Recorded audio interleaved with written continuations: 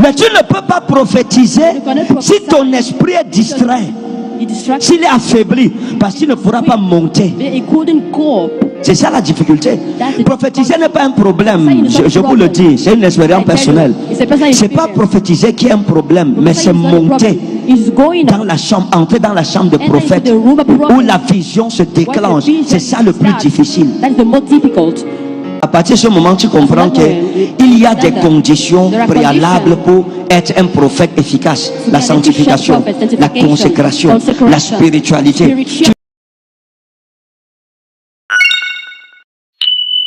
On a la même appel, on a le même appel, la même vocation. Mais tu vois un homme de Dieu qui réussit et il laisse ses frères derrière. Qu'est-ce qui s'est passé? Il travaille plus que ses frères. Dans une salle de classe, si tu n'étudies pas tes leçons, tu vas mourir. Tu es un pasteur, tu ne lis pas la Bible. Tu es pasteur, la nuit tu ne pries jamais. Tu es pasteur, tu ne fais pas des recherches en ce qui concerne les Saintes Écritures, la doctrine chrétienne et tout ça. Tu vas briller comment? Même si Dieu t'a oué, tu n'iras nulle part, mon ami, parce que tu es paresseux. Et ce qui tue beaucoup d'hommes de Dieu, c'est la paresse. Des hommes de Dieu incapables de prier 1 heure de temps. Tu es un pasteur, serviteur de Dieu. 1 heure, tu ne peux pas. Tu ne peux pas lire la Bible 1 heure de temps. Tu vas faire l'exploit où? C'est pas possible. Le ministère, c'est le travail, mes amis. C'est la réflexion. Il dit au jour du bonheur, réjouis-toi. Mais au jour du malheur, réfléchis. Il y a des moments où tu t'assois, c'est pas que tu pries. Tu réfléchis sur ton ministère. Pour voir, pour découvrir les voies que le Seigneur a mises devant toi. Mais si tu es paresseux, ton ministère sera aussi le ministère d'un paresseux. Et quand tu vois le ministère d'un homme de Dieu paresseux, tu sais, tous les jours tu prêches les mêmes passages, les passages génériques. Jean 3,16, car Dieu a tant aimé le monde. Matthieu 7,7, demandez, l'on vous donnera. Quand un prédicateur prêche et il est paresseux, tu sais. Et quand quelqu'un qui sonde les Écritures enseigne, tu sais. You know. Parce qu'il rapporte des révélations qui viennent des profondeurs des Écritures. Tu sais que c'est quelqu'un qui sonde l'Écriture. Donc quand Jésus-Christ, dans la parabole des talents, explique qu'il a donné les talents, quelqu'un a multiplié, c'est toi qui multiplies le don que Dieu t'a donné. J'ai découvert que le ministère c'est une science. Tu peux multiplier tes talents comme ils peuvent moisir. La croissance de ton ministère ne dépend pas du Saint-Esprit.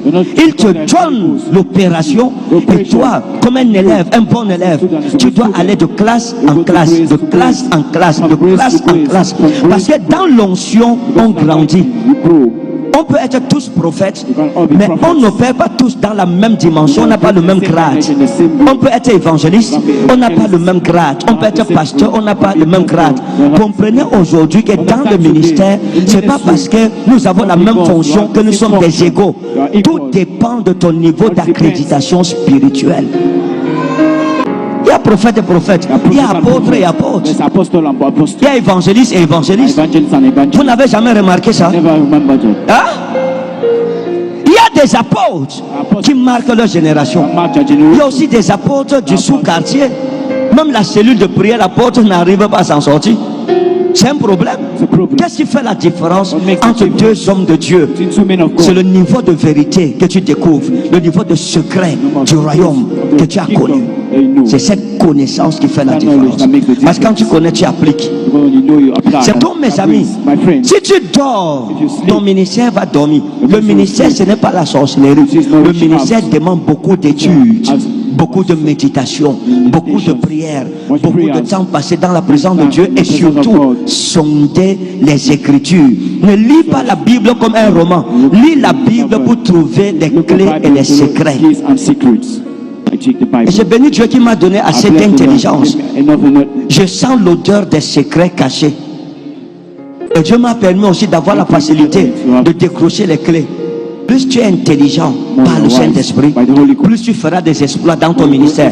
Moins tu es intelligent spirituellement parlant, moins tu auras des exploits. Et le diable ruine plus ceux qui n'ont pas de connaissance.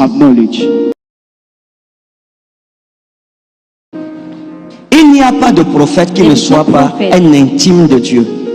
Il faut arriver à développer une relation intime avec le Saint-Esprit. Maintenant, on va voir ça dans tes œuvres, dans ton ministère. Ça veut donc dire qu'il faut commencer par l'intimité avec le Saint-Esprit. C'est obligatoire. Si vous n'avez pas d'intimité avec le Saint-Esprit, le voyage dans l'Esprit n'est pas possible. Le ministère prophétique commence avec l'amitié avec le Saint-Esprit. Le Saint-Esprit est un véhicule pour l'esprit des prophètes. C'est le Saint-Esprit qui est l'agent qui fait voyager les esprits des prophètes. C'est notre avion. Comme les sorciers voyagent la nuit avec les boîtes de sardines, nous, c'est le Saint-Esprit qui nous transporte. J'ai entendu certaines personnes dire qu'on peut prophétiser sans Saint-Esprit. Ce n'est pas la prophétie biblique. Peut-être la divination. Mais tout vrai serviteur de Dieu ne peut pas décoller sans le Saint-Esprit, parce que le Saint-Esprit est l'avion qui t'amène sur la terre des prophètes. Le prophétique fonctionne un peu comme les ondes, que ce soit les ondes de radio, de téléphonie mobile, etc. Lorsque tu allumes ta télé, quand tu allumes, quand tu prends une caméra, tu filmes. Et on voit ça ici à la télé. En fait, quand la caméra filme, l'image ne part pas directement dans le téléviseur. Quand ta caméra filme, elle envoie l'image sur le satellite. Ça, je passe rapidement. Le satellite travaille l'image et renvoie ça dans ton téléviseur. Aucune caméra ne peut communiquer directement avec un écran. Non, tu ne peux pas faire un direct sans passer par le satellite, parce que ce sont les satellites qui retransmettent ce que la caméra voit. Il n'y a pas de prophétie sans montée spirituelle, c'est pas possible. Tu ne peux pas. You cannot. Chaque prophète qui opère dans le prophétique authentique, son esprit monte dans la chambre des prophètes. On prophétise à partir d'un endroit. C'est une histoire qui se passe avec ton esprit et le Saint-Esprit. On ne prophétise pas à partir de la terre. On prophétise à partir du ciel. Mais tu ne peux pas prophétiser si ton esprit est distrait, s'il est affaibli, parce qu'il ne pourra pas monter. C'est ça la difficulté. Prophétiser n'est pas un problème, je vous le dis, c'est une expérience personnelle. C'est pas prophétiser qui est un problème, mais c'est monter dans la chambre, entrer dans la chambre de prophète où la vision se déclenche. C'est ça le plus difficile. L'apôtre Jean dit que il a regardé et il a vu une porte ouverte dans le ciel. Et il a entendu une voix qui lui a dit: Anabahode, monte ici et je te dirai les choses qui vont arriver dans la suite des temps. Ça veut dire quoi? Ça veut dire que de sa position ici, il ne pouvait pas voir les choses qui arriveraient dans la suite des temps. Il fallait qu'il ait accès à la chambre des prophètes. Parce que la prophétie, ce n'est pas la loterie. La prophétie n'est pas le hasard. C'est Dieu qui parle à l'esprit d'un homme ou d'une femme. C'est une réalité. Jésus-Christ est vrai. Le Saint-Esprit est vivant. Il est réel. C'est une réalité. C'est pas un jeu.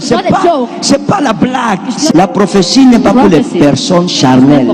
C'est pour. Tu dois commencer par travailler ta spiritualité, ta relation personnelle avec le Saint-Esprit. Tu dois devenir un homme spirituel. Tu dois télécharger le spirituel, la vie de Jésus en toi. La culture du royaume en toi doit atteindre un certain seuil pour que tu montes. Parce que l'Esprit de Dieu ne peut pas t'amener. Si ton esprit n'est pas disposé, tu ne peux pas entrer dans le Saint-Esprit pour commencer à voir les choses. Donc ça, tu ne peux pas prophétiser jusqu'à ce que tu aies accès à la chambre des prophètes. C'est là que les révélations nous sont données. Et ça commence par les voyages de l'esprit. Donc si le prophète ou la prophétesse vit dans le péché va empêcher ses voyages. Ton esprit ne pourra pas voyager. Parce que le péché va t'alourdir, ça va te traîner. Quand tu vas arriver à l'aéroport prophétique, l'avion sera déjà parti. Tu ne peux pas entrer dans l'avion là si tu es souillé. Donc la sanctification, elle est de base. Pour le prophétique, ça commence par ça. La sanctification. Tu dois chercher la sanctification plus que l'argent. L'amitié avec Dieu plus que l'argent. Tu vas te rendre compte que quand tu te sanctifies beaucoup dans ton ministère, tu deviens beaucoup efficace. Quand tu faiblis un peu dans ta vie spirituelle, tu ne pries plus comme avant, tu jettes la face de Dieu. Maintenant, c'est le cinéma que tu regardes. Et tu es dans les séries à gauche, à droite. Dans ta tête, ce n'est que les séries. Quand tu vas vouloir prophétiser, c'est les séries là qui vont attacher tes mains. Tes ailes seront attachées dans le filet des séries. Un prophète, c'est une personne secrète et sacrée. C'est une personne rare. Elle n'est pas vulgaire. Parce que c'est des amis de Dieu, mes amis. C'est des amis de Dieu. C'est des confidents de Dieu. Ils sont dans le secret de Dieu. Il n'y a pas de ministère prophétique sans secret. Non. C'est des gens qui ont le secret de Dieu. C'est des gens, quelqu'un qui te regarde, il retourne. C'est des choses extraordinaires. C'est pour ça que je vous dis encore, la plus grande sorcellerie dans le ministère, c'est la consécration. Tu ne peux pas vivre dans le désordre et tu veux que l'onction vienne. Ce n'est pas possible. Il y a une discipline à laquelle tu es obligé de te soumettre si tu veux voir la main de Dieu dans ta vie. Ce n'est pas un choix. Tu ne choisis pas. C'est obligatoire. C'est obligatoire. Tu ne peux pas être un prophète. Tu es toujours en train de te promener. Tu as les amis à gauche, à droite. Tu montes, tu descends. Et tu veux atteindre certaines dimensions. Non. Et je le dis encore devant Jésus qui m'a appelé. La personne avec qui je passe plus de temps depuis que j'ai cru jusqu'à aujourd'hui, c'est Jésus. À partir de ce moment, tu comprends qu'il y a des conditions préalables pour être un prophète efficace. La sanctification, la consécration, la spiritualité. Tu dois avoir un niveau de téléchargement de spiritualité en toi qui te permet de voyager. Ton esprit doit être léger. Lorsque ton cœur est troublé en tant que prophète, il est très compliqué pour toi de voir. Tu ne pourras pas. Parce que le Saint-Esprit ne pourra pas joindre ton esprit pour l'amener. Tu risques de rater le train prophétique. Tu vas rater l'avion prophétique. Tous les autres ministères, tu peux avoir des problèmes, mais tu les exerces. Mais pas le ministère prophétique. Tu peux avoir des problèmes dans ta maison, avec ta femme, tes enfants ou ton bailleur. Tu viens, tu enseignes bien. Ou tu pries sur les malades, il n'y a pas de problème. Mais tu ne peux pas prophétiser si ton esprit est distrait, s'il est affaibli, parce qu'il ne pourra pas monter. C'est ça la difficulté. Prophétiser n'est pas un problème, je vous le dis, c'est une expérience personnelle. C'est pas prophétiser qui est un problème, mais c'est monter dans la chambre, entrer dans la chambre de prophète où la vision se déclenche. C'est ça le plus difficile. Pourquoi tu n'arrives pas parfois? On n'arrive pas à faire des choses fascinantes dans le prophétique. Parce que nos esprits ne sont pas en santé. L'esprit du prophète est malade. Donc si je veux avoir un ministère prophétique percutant, je dois me soucier de la santé de mon esprit. Et pour que mon esprit soit en santé, mon cœur doit être en paix. Et Dieu ne peut pas parler à une personne avec qui il n'a pas une alliance. Aussi simple que ça. Dieu ne parle pas aux inconnus.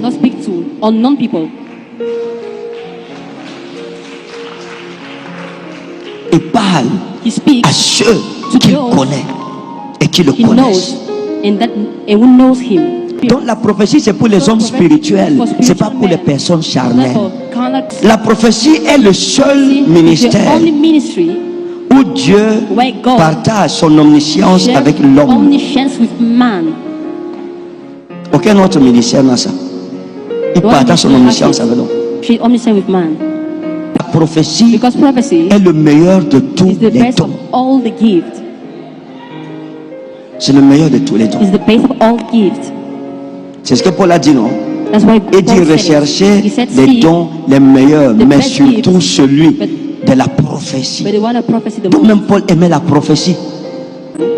C'est des choses spirituelles, mes amis, pour des hommes spirituels. Le prophétique, c'est une science. Le ministère, c'est une science, ce n'est pas la sorcellerie.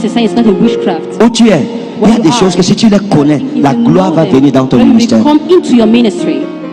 Ce n'est pas la sorcellerie, on n'en a pas besoin. Mais je vais essayer de vous dire ce qui se passe quand je prophétise. Peut-être que ça va aider beaucoup de personnes aujourd'hui. Vous voyez, lorsque la parole de l'Éternel, l'esprit de prophétie tombe sur moi, quand ça commence, le plus souvent, je reçois l'information prophétique de plusieurs façons. Et je dis encore, cela est venu de mon habitude à la présence de Jésus. Donc ça fait que l'un des grands défis du prophète débutant, c'est de discerner entre sa pensée et la voix de Dieu. C'est plus compliqué. Donc, les gens ont demandé, je veux répondre à la question. Papa, vous voyez comment? Parce que les gens me demandent souvent la manière dont vous parlez vite là. Il y a un problème. Ok. Parfois, il y a ce qu'on appelle les visions de l'esprit. Les visions de l'esprit, c'est les visions internes. Inner visions. Les visions de l'esprit. Ça veut dire que quand je parle à une personne, je vois la scène se dérouler devant moi. Ça se déroule. Et donc je décris ce qui se passe. Ce que je vois, je décris. Je suis tellement concentré, je suis la description de la scène qui est en train de se passer devant moi. Est-ce que vous comprenez? J'ai pris les enfants à la maison l'autre jour. Je les ai appelés, les élèves pasteurs. Et je les exerce prophétiser. J'ai dit prophétiser. Il y a une qui s'est levée. Elle a dit toi. Non, il y a un qui s'est levé. Il a dit toi, je te vois. Parce que l'autre a dit j'ai une maîtrise. Donc quand le prophète prophétisait sur lui, son frère lui dit je te vois. À l'université, tu étais assis au troisième banc. Le professeur était devant comme ça. C'était une salle. Parle-moi, c'est ça ou c'est pas ça? Et il répond à son frère, moi je ne suis jamais allé à l'université. Le prophète dit que quoi? Il dit non, je ne suis pas encore là. Et le prophète dit que je suis un peu confus là. Attends, et tu as eu la maîtrise? Comment c'est toi qui viens de dire que tu avais la maîtrise? Il dit non, moi c'est à l'école, à la maison que j'étudiais, je partais souvent faire la composition. Et le prophète dit ah attends, donc tu n'as jamais fait le quoi?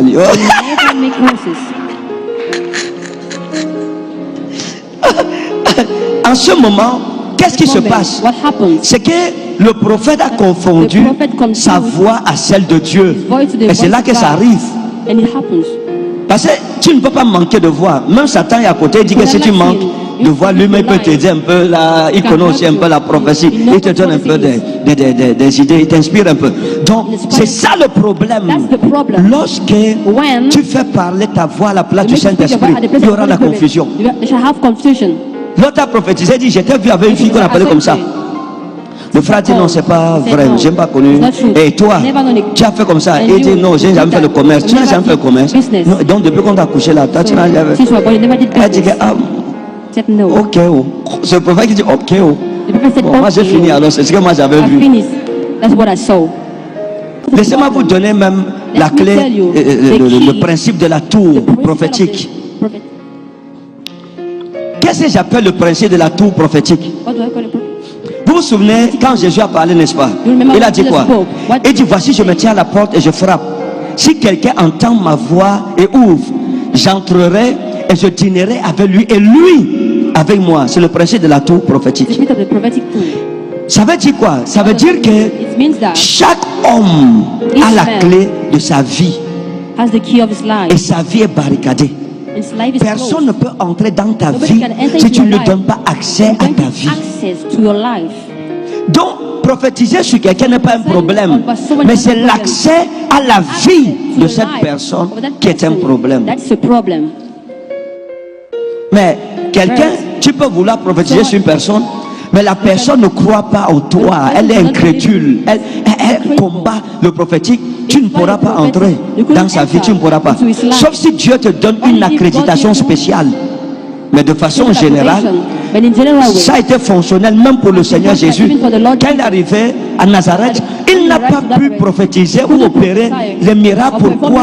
À cause de l'incrédulité. Les gens ne lui donnaient pas accès à leur vie. Ça, c'est Jésus lui-même. Quand tu prophétises sur une personne qui te regarde comme si tu es un extraterrestre, un croque-magnon ou un australopithèque, toi-même tu sens que tu n'arrives pas à entrer. Tu n'arrives pas. Pourquoi? Jésus a dit, voici, je me tiens à la porte, je frappe. Lui-même qui est Dieu, il n'entre pas, il ne force pas la porte. Il frappe. Si tu entends sa voix et tu ouvres, alors il entre et il y a le dîner. Parfois on vient, il y a le dîner prophétique. Tu as préparé un bon dîner prophétique, mais tu n'arrives pas à faire dîner la personne qui est devant toi parce qu'elle est incrédule, elle n'est pas réceptive. Et si tu n'es pas mature, la personne va casser ton élan prophétique. Mais quand une personne est ouverte au prophétique et son cœur est disposé, elle croit que tu es prophète et que tu es prophète du Seigneur Jésus-Christ, l'entrée est facile et tu vois facilement. Maintenant, il y a ce que j'appelle le code des dossiers prophétiques. Parfois quand je parle de ces choses, je veux seulement fendre ma tête, je mets ça là, je remplis votre tête avec sa télécharge. Il y a ce qu'on appelle le code des dossiers prophétiques. Je vais t'expliquer le secret là. Ceux qui vont comprendre ça, ils deviendront plus efficaces dans le prophétique. Vous voyez,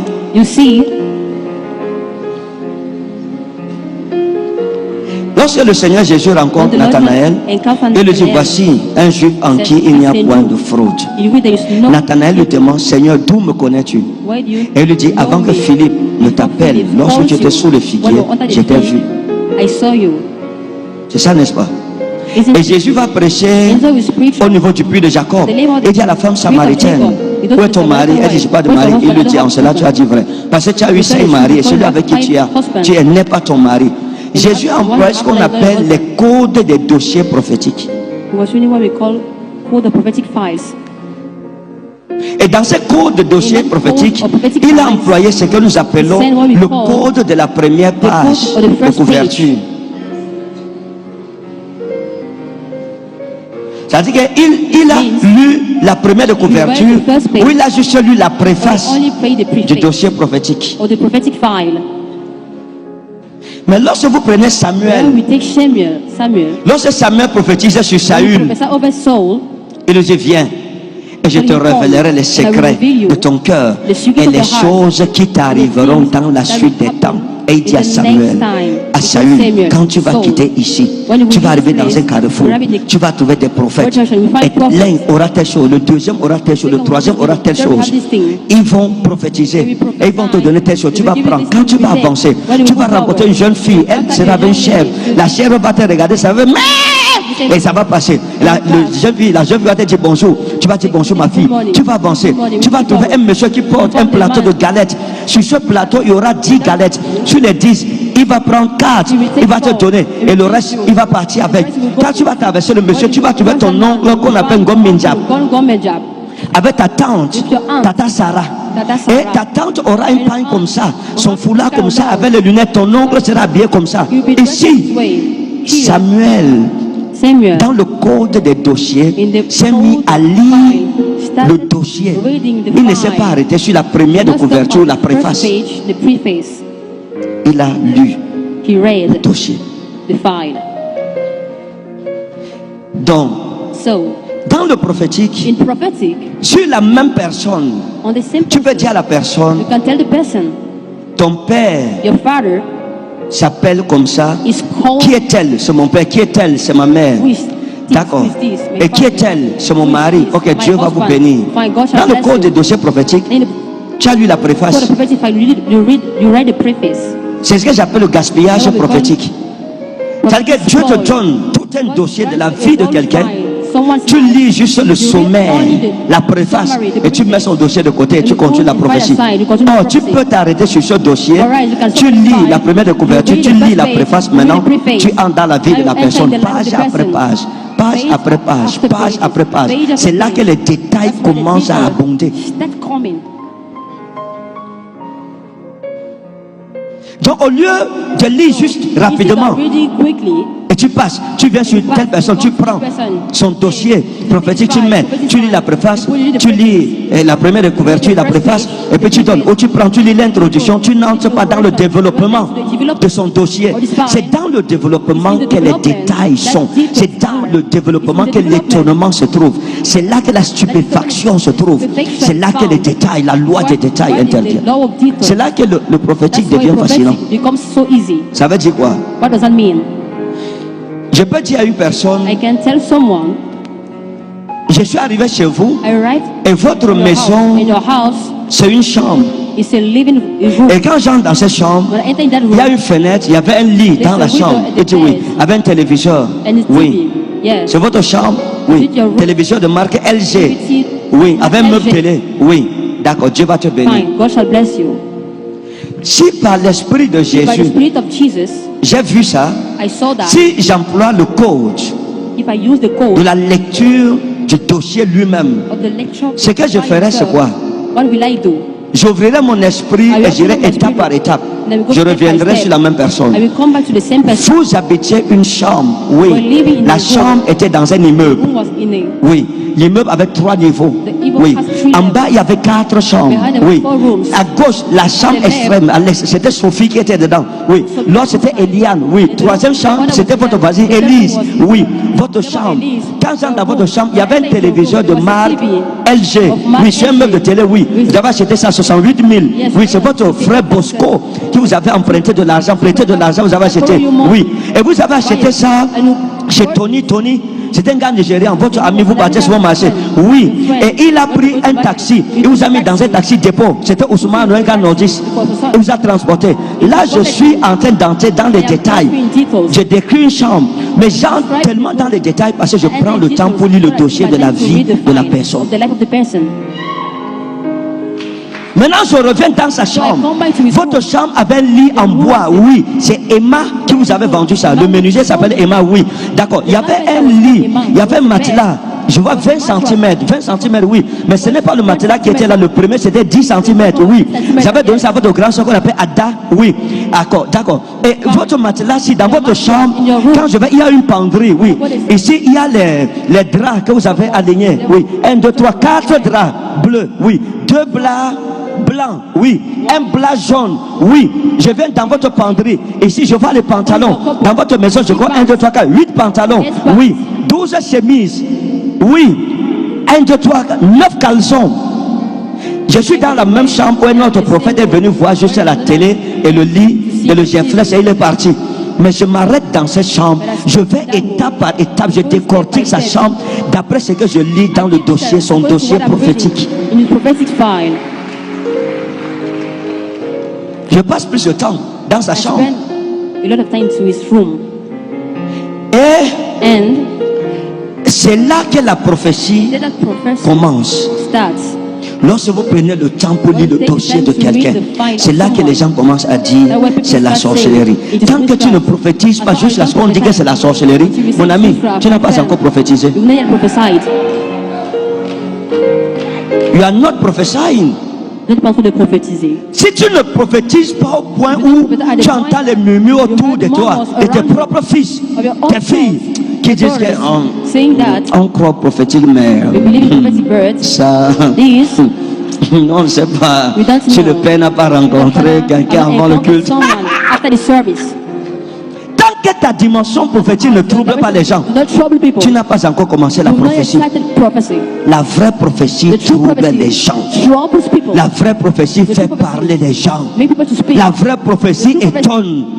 Parce que la Bible dit quoi? Il dit pendant que vous êtes dans l'assemblée, s'il entre un homme du peuple ou un non-croyant et qu'il se lève un prophète qui lui révèle les secrets de son cœur, ce non-croyant ou cet homme du peuple tombera face contre terre et et confessera que Dieu est réellement au milieu de vous. Si tu ne prophétises pas jusqu'à ce que quelqu'un tombe face contre terre et confesse que Dieu est réellement au milieu de vous, tu n'as pas commencé la prophétie.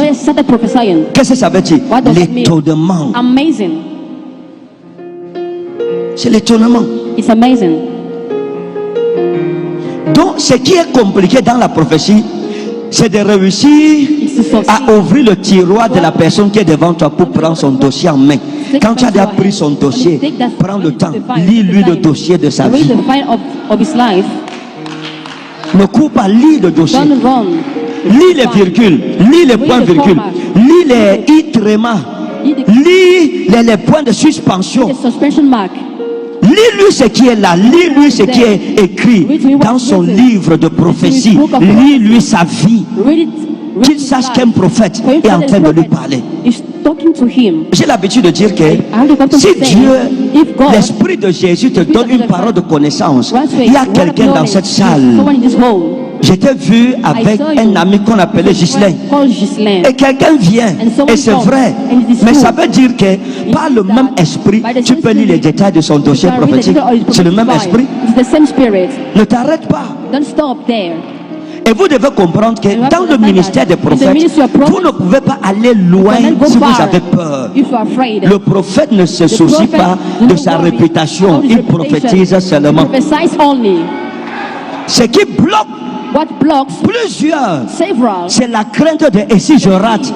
Mon ami, tu vas rater comment? Si tu es sûr que tu es dans le Saint-Esprit, il n'y a pas de rature dans le Saint-Esprit.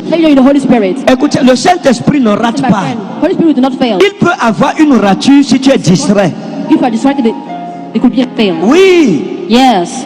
Il est arrivé que je prophétise, et quand je suis en train de prophétiser, je reçois le nom d'une personne, et il y a un membre du protocole qui me distrait. Et je me retourne pour arranger le désordre qu'on a créé autour de moi. Quand je reviens, j'ai oublié l'information que j'ai reçue. C'est la distraction. En ce moment, tu peux confondre de nom. Le frère, tu peux dire que tu as un mari qu'on appelle Jacob. Il dira non, c'est mon frère. Tu dis d'accord parce que tu as été distrait. Mais ce n'est pas que l'esprit s'est trompé. L'esprit ne s'est pas trompé, ton esprit s'est déconnecté un moment. Et un temps de déconnexion prophétique peut causer de grands dégâts. Ça peut gâter toute une ligne prophétique. Donc on ne peut pas prophétiser si on ne croit pas. Par tous les autres ministères, tu peux avoir les problèmes, mais tu les exerces. Mais pas le ministère prophétique. Tu peux avoir des problèmes dans ta maison, avec ta femme, tes enfants ou ton bailleur. Tu viens, tu enseignes bien. Ou tu pries sur les malades, il n'y a pas de problème. Mais tu ne peux pas prophétiser si ton esprit est distrait. Mais tu ne peux pas prophétiser si ton esprit est distrait. Donc la prophétie c'est pour les hommes spirituels, c'est pas pour les personnes charnelles.